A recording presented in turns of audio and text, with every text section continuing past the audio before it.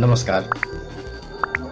इसके पहले भाग में आप लोगों ने देखा कि कैसे अंग्रेज व्यापार के उद्देश्य से भारत आते हैं और व्यापार करते करते राजनीतिक रूप से भारत पर शासन करने लगते हैं और भारत के हर एक क्षेत्र को अपने हिसाब से तबाह करने लगते हैं।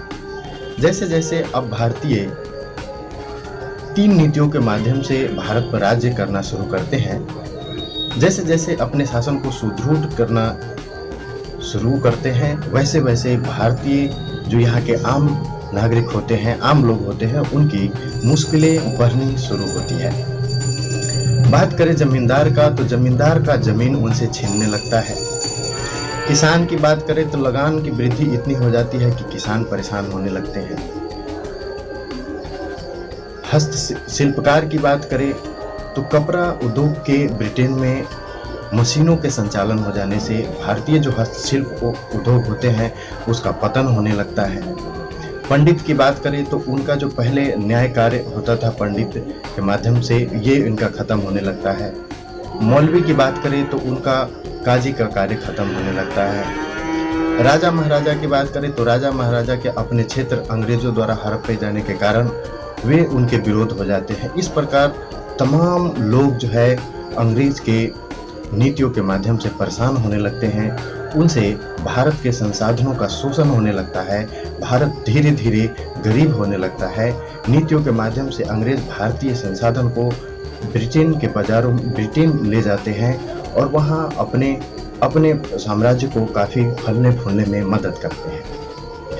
लेकिन जैसे जैसे लोगों की मुश्किलें बढ़नी शुरू होती है, इसमें अहम बदलाव तब आता है जब 1850 के दशक में भारत में डाक तार व्यवस्था, रेलवे परिवहन व्यवस्था, इन सब चीज़ की स्थापना लॉर्ड डलहौजी के समय होती है। तो इस समय क्या होता है, रेलवे और डाक व्यवस्था के संचालन के बढ़ने से लोगों का आपस में जुड़ाव होता है। लोग एक जगह से दूसरी जगह की यात्रा करते हैं और एक दूसरे के सुख दुख के बारे में उस यात्रा के दौरान बात करते हैं।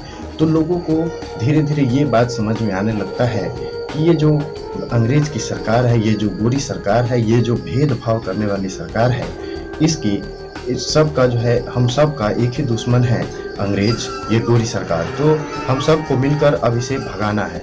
तो आपको हमने पहले भाग में बताया था कि 1757 की लड़ाई में अंग्रेज निर्णायक युद्ध को जीतकर भारत पर शासन को सुदृढ़ करना शुरू करता है। लेकिन जैसे ही ये 1850 के 1857 आते हैं, जब इसके 100 साल पूरे होने होते हैं, तो लोगों के मन में ये आम धारणाएं होने लगती है कि अब जैसे ही 1757 से 1857 का पूरे 100 वर्ष पूरेंगे तो हम अंग्रेज से मुक्त हो जाएंगे और अंग्रेज को भारत से भगा देंगे। और लोगों के मन में ये बातें चलने लगती हैं अलग अलग। हालांकि सैनिक व्यवस्था की बात करें तो सैनिक व्यवस्था में जो खाना दिया जाता है, तो इसमें ये अफवाह फैला दिया जाता है कि भाई जो आटा है उस आटा में हड्डी की चूर्ण मिलाई हुई है। आप लोग जो बंदूक का इस्तेमाल कर रहे हैं उसमें गाय की चर्बी और सूअर के चर्बी का इस्तेमाल किया गया है, जो आपको दांतों से खोलना पड़ता है। दोस्तों, यहाँ पर आपको ध्यान देने की ज़रूरत है कि गाय की चर्बी की बात है वो हिंदुओं के धर्म का प्रतीक है, वहीं सूअर की चर्बी की बात करें तो वो मुस्लिमों के धर्म का प्रतीक है। तो ये दोनों के प्रतीक होने के कारण मामला काफ़ी उलझ जाता है और इस प्रकार जो है सैनिक छावनी में 28 अप्रैल 1857 को मंगल पांडे नाम का एक सिपाही विद्रोह खड़ा कर देता है और उसके रास्ते में जो भी आता है उसको मारते चला जाता है, काटते चला जाता है। इस प्रकार विद्रोह भड़क उठता है और फिर मेरठ से भड़क उठता है। इस प्रकार दिल्ली की तरफ विद्रोह होता है और इसमें कई अंग्रेज को जो है पूरा एकदम मार काट दिया जाता है। काफ़ी मात्रा में इसमें जो है काफ़ी संख्या में जो है देश के अलग अलग कोने से लोग इसमें सम्मिलित होते हैं और अंग्रेजों को काफ़ी क्षति पहुंचाते हैं। इस क्रांति से 1857 की क्रांति से, इसी क्रांति में झांसी की रानी लक्ष्मीबाई भी इसमें शामिल होती हैं। वो भी लड़ते लड़ते इसमें वीरगति को प्राप्त होते हैं। तो 1857 की क्रांति भारत के लिए काफ़ी महत्वपूर्ण हो जाता है और इस क्रांति से अंग्रेज इतने भयभीत हो जाते हैं, इतने डर जाते हैं कि उन्हें ये लगने लगता है कि अब भारत पर राज करना इतना आसान काम नहीं है। भारत पर राज करना एक टेढ़ी दही खीर के समान है। तब इसके 1857 के बाद जो है ये जो कंपनी के पास जो राजनीतिक अधिकार होते हैं वो सीधा ब्रिटेन के महारानी के पास चला जाता है, और ब्रिटेन के महारानी अब सीधा डायरेक्ट राज्य सचिव के माध्यम से भारत पर शासन करने लगता है।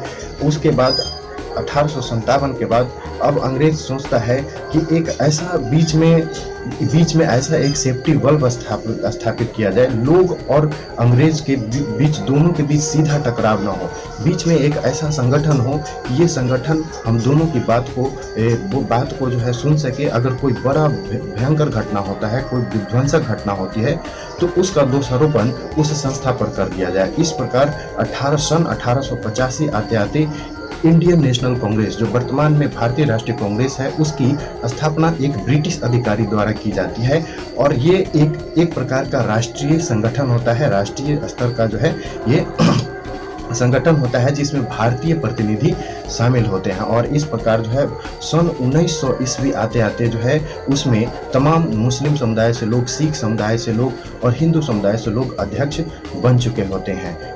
उस समय जो है बाल गंगाधर तिलक, स्वामी विवेकानंद जैसे काफ़ी प्रख्यात लोग उस समय जो है 1885 से 97-98 के मध्य काफ़ी सक्रिय होते हैं। उसी समय स्वामी विवेकानंद अमेरिका जाकर विश्व धर्म सम्मेलन में अपना भाषण देकर पूरे विश्व को आश्चर्यचकित कर देते हैं, तो पूरे विश्व को भ्रमित कर देते हैं। उसके बाद बात करें तो बाल गंगाधर तिलक उसी समय जो है 1893-94 के मध्य और 1896 के समय पूरे भारत में गणपति महोत्सव और शिवाजी महोत्सव का शुरुआत करता है, ताकि लोग जो है उसमें काफ़ी अधिक से अधिक संख्या में जुड़ सके और राष्ट्रवादी आंदोलन के द्वारा ये अंग्रेजों से जो है भारत की आज़ादी को छीना जा सके। और दोस्तों उसी समय जो है भारत में उसी समय धीरे धीरे प्रेस का विकास होता रहता है। लगभग 1781 में सबसे पहले जो है भारत में बंगाल गजट नाम से पहला प्रेस की स्थापना हुआ था अंग्रेजों द्वारा, लेकिन उसके बाद धीरे धीरे जो है भारतीयों द्वारा भी जो है प्रेस का स्थापना किए जाने लगता है और धीरे धीरे पत्र पत्रिकाओं का विकास होने लगता है। जैसे युगांतर की बात करें, संध्या की बात करें, इंडियन मिरर की बात करें, वंदे मातरम की बात करें, तो इन सब समाचार पत्रों का जो है विकास हो गया रहता है। और ये सब समाचार पत्र जैसे जैसे लोगों के पास पहुंचते जाते हैं, लोग जो है काफ़ी जागरूक होते जाते हैं और काफ़ी बढ़ चढ़ से अंग्रेज़ों से जो है आज़ादी छीनने में जुट जाते हैं। कि इसके बाद बात करें, अंग्रेज जो है कई बार प्रेस पर प्रतिबंध भी लगाते हैं। हालांकि बाल गंगाधर तिलक भी इस केस के जुर्म में, पत्रकार वाले जुर्म में 6 साल के लिए जेल गए थे। तो कई क्रांतिकारी जेल जाते थे लेकिन डरते नहीं थे, किसी भी परिस्थिति में अंग्रेजों से भारत की आज़ादी को छीनना चाहते थे। इसके बाद बात करें तो सन 1900 से लेकर 1905 ईस्वी के बीच, 1905 में लॉर्ड कर्जन जो है भारत का वायसराय होता है, वो बंगाल का विभाजन करना चाहता है और 1905 में बंगाल विभाजन की घोषणा करना चाहता है। तो उनके बंगाल विभाजन करने का सीधा मतलब ये होता है कि बंगाल जो है काफ़ी पहले से राजनीतिक रूप से, प्रबुद्ध रूप से काफ़ी उन्नत था, और इस प्रकार जो है बंगाल में जो राष्ट्रवादी क्रांतिवादी उभर रहे थे उसको 2 भाग में बांटकर कमज़ोर करना, ताकि राष्ट्रवादी कमज़ोर हो जाए और स्वतंत्रता आंदोलन की गति धीमी पड़ जाए। लेकिन हमारे क्रांतिकारियों ने, राष्ट्रवादियों ने इसका काफ़ी विरोध किया, जिसमें बाल गंगाधर तिलक, अरविंद घोष ये शामिल है। ये इन लोगों ने काफ़ी इसका विरोध किया, रविन्द्रनाथ टैगोर, इन लोगों ने काफ़ी विरोध किया। तो दोस्तों फिर स्वदेशी आंदोलन हुआ और स्वदेशी आंदोलन में लोगों ने पूरे अंग्रेज के जितने भी अंग्रेज से संबंधित चिन्ह थे, सरकारी चिन्ह थे, कोर्ट थे, इन सब का अवमानना किया। लोगों ने इसे मानने से इसका बहिष्कार करने लगे, लोग जगह जगह प्रदर्शन करने लगे। इसके बाद दोस्तों 1911 की बात करते हैं। 1911 में क्या होता है कि उस समय तक 1911 तक चूँकि कलकत्ता जो है पहले से ही राजनीतिक रूप से काफ़ी उन्नत था, इसलिए कलकत्ता 1911 तक भारत की राजधानी थी, यानी ब्रिटिश भारत की राजधानी थी कलकत्ता। लेकिन 1911 में कलकत्ता से राजधानी दिल्ली स्थानांतरित हो जाती है और उस समय से अभी तक भारत की राजधानी दिल्ली है। उसके बाद अभी तक आपको यहाँ पर यह ध्यान रखना जरूरी है कि अभी तक इस स्वतंत्रता आंदोलन में महात्मा गांधी का प्रवेश नहीं हुआ है। महात्मा गांधी का प्रवेश होता है 9 जनवरी 1915 को। वे उससे पहले दक्षिण अफ्रीका में रहते हैं और दक्षिण अफ्रीका में रंगभेद की नीति के खिलाफ लड़ाई लड़ रहे होते हैं। 9 जनवरी 1915 को भारत पहुंचने के साथ ही बाल कृष्ण गोखले उन्हें पूरे भारत का जो है राजनीतिक भ्रमण कराते हैं और फिर 1916 के लखनऊ अधिवेशन में जब महात्मा गांधी शामिल होते हैं, उसी समय बिहार के पश्चिम चंपारण के मुरली भरहवा के गांव निवासी राजकुमार शुक्ल से उनकी मुलाकात होती है और राजकुमार शुक्ल किसानों की दशा को लेकर, किसानों का जो शोषण किया जा रहा था उनकी दशा को लेकर वहां पे पहुंचते हैं और बताते हैं कि कैसे तीन कठिया पद्धति जो है किसानों के ऊपर जो लादी गई है, ये जो अनुबंध व्यवस्था के तहत किसानों के ऊपर जो तीन कठिया पद्धति लादी गई है, इससे कैसे किसानों का शोषण हो रहा है। और गांधी जी उनकी बातों से, किसानों की दशा के बातों को समझकर काफ़ी दुखी हो जाते हैं। उनकी बातों को सोचते हुए फिर उसके बाद चंपारण के लिए रवाना हो जाते हैं और फिर शुरू होता है चंपारण सत्याग्रह। और यह भारत में गांधी जी के आने के बाद पहला जो है सत्याग्रह आंदोलन था। इसके बाद फिर शुरू होता है अहमदाबाद मिल हड़ताल और फिर उसके बाद खेरा आंदोलन। फिर उसके बाद बात करें तो सरकार एक रॉलेट एक्ट लेके आती है जो कि एक काला कानून होता है। इसमें न वकील की ज़रूरत न दलील की ज़रूरत। तो इस प्रकार जो है बिना वकील बिना दलील के जो है ये कानून किसी को गिरफ्तार कर सकती थी। तो इसलिए इस कानून का विरोध होता है और काला कानून कहकर पूरे देश में इसका विरोध होता है। इसी कानून के विरोध में और डॉक्टर सैफुद्दीन और किचलू ये लोग जो है अंग्रेजों द्वारा निर्वासित कर दिए गए थे। तो इनके विरोध में जो है जालियांवाला बाग में लोग इकट्ठे हुए थे। बैसाखी के दिन मेला लगता है पंजाब में, तो पंजाब के अमृतसर में जालियांवाला बाग में लोग इकट्ठे हुए थे और इसी बात पर विचार विमर्श चल रही थी। उसी समय जो है वहाँ के जो स्थानीय जो शासक होते हैं माइकल ओडायर, वे 1000 लोगों पर गोली चलाने का निर्देश दे देते हैं। उसमें कहीं से भी जाने का रास्ता नहीं होता है, सारे रास्ते से पुलिस वाले घुसकर 1000 लोगों को गोलियों से भून देते हैं। ये घटना इतना भयावह था कि गांधी जी काफ़ी दुखी हो जाते हैं और उसके बाद जो है उस पर जांच समिति बैठती है। फिर जांच समिति अपनी रिपोर्ट करती है। इसके बाद गांधी जी असहयोग आंदोलन शुरू करते हैं। ये असहयोग आंदोलन तब समाप्त हो जाता है जब यूपी के गोरखपुर जिले में चौरी चौरा नामक एक जगह है। उस चौरी चौरा नामक जगह में लोग असहयोग आंदोलन को लेकर चारों तरफ प्रदर्शन कर रहे थे, नारे लगा रहे थे, अंग्रेजों का विरोध कर रहे थे। उसी समय इन निहत्तों पर अंग्रेजों ने गोलियां चला दी, जिसमें कई लोग मारे गए। इससे वहाँ के लोग जो है काफ़ी क्रोधित होकर पूरे थाना को घेर लिया और उसमें 22 अंग्रेज को जिंदा जला दिया। ये घटना इतना भयावह था कि चौरी चौरा का नाम भारत के स्वतंत्रता आंदोलन के इतिहास में अमर हो गया।